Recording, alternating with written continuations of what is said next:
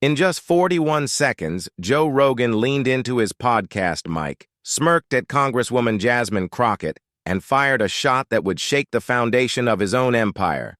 So, what are you? Some kind of pretend lawyer who couldn't cut it at a real firm? Is that why you're on this crusade? But the small silver flash drive she set on the table between them would make him wish he had never booked her on the most watched podcast in the world. The studio looked exactly like the millions of YouTube thumbnails Rogan fans had seen. Red. Brick walls, precision microphones on mechanical arms, soft lighting that made everything feel intimate and raw. But today, that warmth carried an undercurrent of something sharper. This wasn't going to be a casual hangout. Jasmine Crockett didn't dress to make headlines, just a charcoal blazer over a white blouse, dark jeans, minimal jewelry. Her natural hair was styled in a practical, no-nonsense way. She placed her worn leather messenger bag by her chair, pulling out only two things, a notebook and that unremarkable silver flash drive. She lined them up perfectly in front of her like a chess opening. Across the table, Rogan sat in his element, fitted t-shirt, muscular arms, and the relaxed confidence of a man who's conducted thousands of interviews. His trademark mix of curiosity and skepticism was on full display. He glanced at the flash drive once, uninterested, assuming it was just another guest's talking points. "We're rolling," the producer called from behind the glass. Rogan leaned back, took a sip from his tumbler, and started with his signature ease. "Today we've got Congresswoman Jasmine Crockett from Texas, an attorney who's been making some pretty bold claims about supplement companies, including some that sponsor this show. Before we get into it, tell the people who you are and why you've been coming after these companies." What Rogan's millions of listeners didn't know was that Crockett hadn't planned on being here. 3 years earlier, she was rising in Congress after serving as a state representative in Texas. The daughter of a pharmacy tech and a public school teacher, she'd worked nights to put herself through law school. Her office began receiving complaints from constituents who suffered serious health issues after using certain pre-workout supplements. The trail led to a facility supplying major brands, including 2 Rogan regularly endorsed. She uncovered evidence of undisclosed pharmaceutical compounds, some experimental drugs abandoned during trials for safety risks. When political pressure stalled the investigation, she pushed forward on her own. Rogan, on the other hand, had built a podcast empire on authenticity, curiosity, and controversy. His endorsements were personal. He only promoted what he claimed to use. For years, supplement companies paid big to get in front of his audience. "I've been reviewing documents and test results from supplement manufacturers for 3 years, Jasmine began evenly. "What I found suggests a pattern of deception that endangers consumers." "I've been taking supplements for decades," Rogan countered. "I'm careful about what I put in my body." "That's exactly why I'm here," she said. "People trust your recommendations, but I don't think you've seen the whole picture." "I've toured these facilities," Rogan said, voice tightening. "Scheduled tours don't show what happens off camera," Jasmine replied. "I have documents that tell a different story." "So you're saying I've been pushing dangerous products?" Rogan asked. "I'm saying some of your sponsors have misrepresented what's in their products and kept it hidden from the public." Jasmine named 2 brands, Alpha Brain and Primal Defense. Rogan's expression darkened. "Those are 2 of my main sponsors. I take them every day." "That's why this matters," she said. "Independent testing found pharmaceutical compounds, not listed on labels. Some are experimental drugs with known safety concerns." "That's a serious accusation," Rogan said. "I have internal emails showing executives knew and concealed this," Jasmine answered. That's when Rogan threw his shot. "What's your angle? You some fake lawyer looking for attention or a payout?" Without flinching, Jasmine replied, "I graduated with honors from the University of Houston Law Center, served in the Texas legislature, and now represent the 30th Congressional District. But instead of debating me, let me show you the evidence." She handed the flash drive to the producer. On the studio screen appeared internal emails from Primal Defense executives discussing dangerous compounds, the cost of a recall, and the choice to keep selling while boosting marketing. Rogan's posture shifted. "These came from whistleblowers," Jasmine said, "and we have lab results. Test data from 3 independent labs matched, showing the same banned compound, SX7734, in multiple batches currently on shelves. The compound had been abandoned in trials for liver toxicity." Then came the video, executives from both Primal Defense and Alpha Brain discussing the stimulant's performance benefits, its invisibility on standard drug tests, and using Rogan's audience as the perfect marketing pool. The room went dead silent. Rogan stared at the screen, jaw tight. "Turn off the cameras," he said. "We're live." The producer hesitated. "I don't care. Turn them off." "Actually," Jasmine said, "your audience deserves to hear this. They trust you." Rogan looked at her for a long moment, then nodded. "Keep rolling. The audience deserves the truth. What else do you have?" In that instant, the balance flipped. Rogan was no longer the interviewer, but a witness to his own unknowing involvement. He unplugged the flash drive and stared at it like it contained a betrayal of everything he'd built. "I've always said I only endorse products I believe in. If what you're showing me is real, I've been lied to, and I've misled millions." Jasmine's tone softened. "That's why I came here. Your platform can't be ignored by the people who need to hear this." Rogan leaned back for a moment, eyes narrowing as he processed what had just unfolded. Then, in a move that would define the moment, he turned squarely toward the camera. "Look," he began, voice steady, "I don't know exactly where all of this leads yet. I'm going to need time to confirm everything with my own team, but I owe it to you to be fully transparent.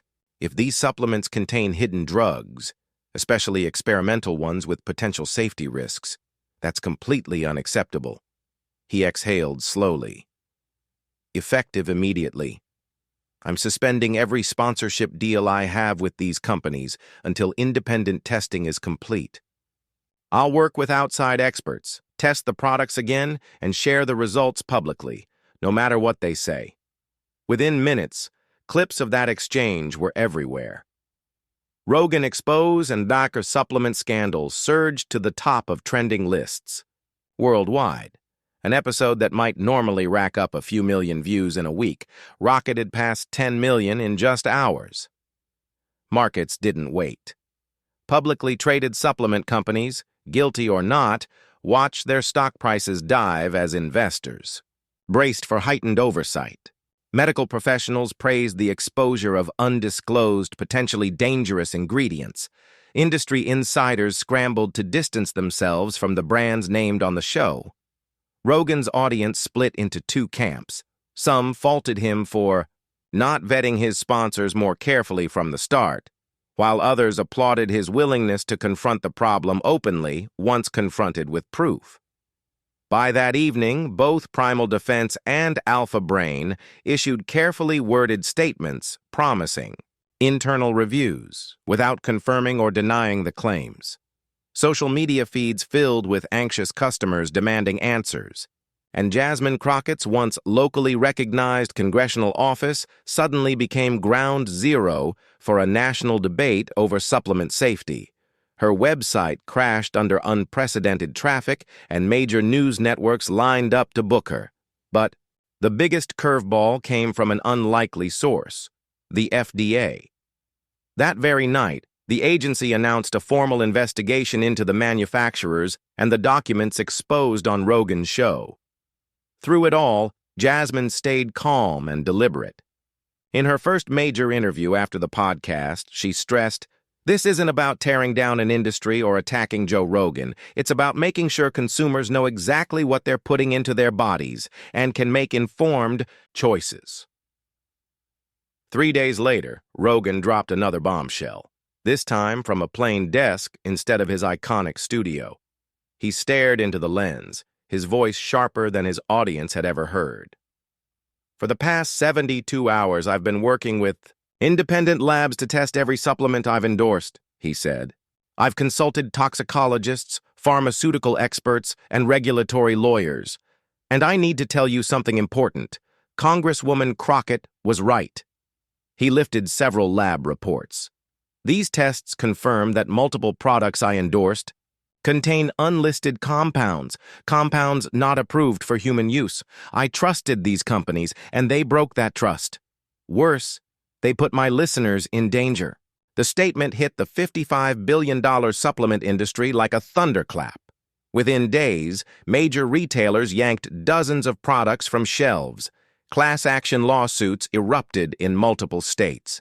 The FDA expanded its probe to over 30 manufacturers. But something else happened, too. Something the industry hadn't seen coming. Consumers started shifting their habits. Products with transparent testing and published ingredient lists flew off shelves. Companies willing to post lab results publicly thrived, while those clinging to proprietary formulas faced growing suspicion. Fitness influencers and everyday gym-goers began posting label check challenges, demanding proof before purchase. Jasmine's role evolved. Her office launched a free public database listing independent lab results for top-selling supplements.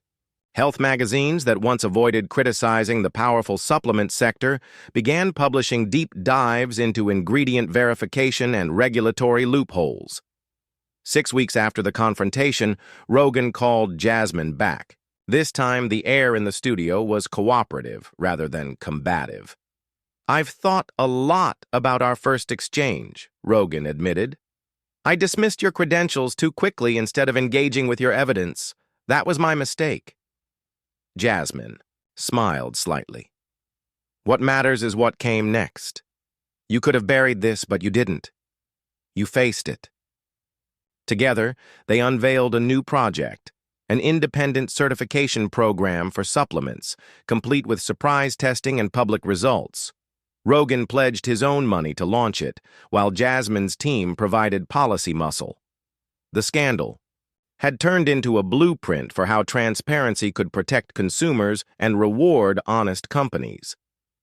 Government agencies, buoyed by public pressure, updated testing rules and enforcement protocols. 8 months later, Jasmine stood at a congressional podium flanked by consumer advocates, industry leaders who had embraced reform, and medical experts. "What began as an adversarial moment became a shared mission," she told the committee. "Consumers deserve to know exactly what's in their products. Influence comes with responsibility, and accountability strengthens those committed to doing the right thing." By then, a new certification seal, featuring a bold checkmark and the words, "independently," tested, fully disclosed, had become the gold standard in gyms, health stores, and online carts. Shoppers sought it out, and the market responded, and it all traced back to a single flash drive on a podcast table, and a congresswoman who refused to be dismissed as a fake lawyer with an agenda. For Rogan, the episode didn't destroy his credibility, it amplified it. By admitting fault, taking action, and using his platform to drive change, he reinforced the authenticity his audience valued most. His rare willingness to say, "I was wrong," set him apart in a media world where egos often overshadow the truth.